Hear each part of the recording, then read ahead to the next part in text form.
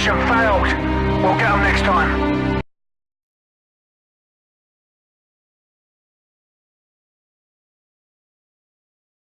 Mega faggot.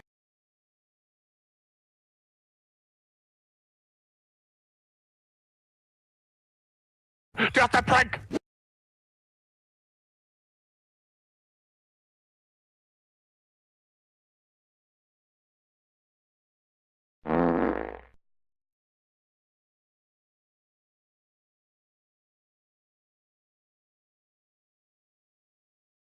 Okay.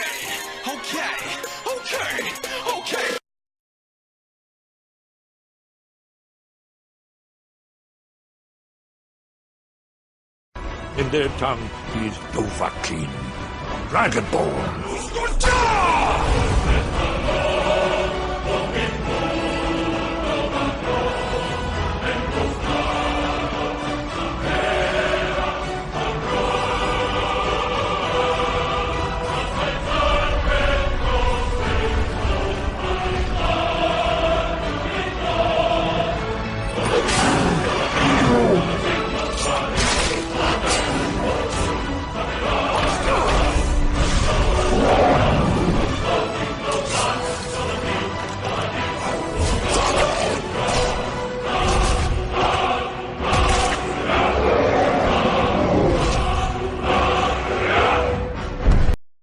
Artı görüntüleme gelsin arkadaşlar. Bay bay.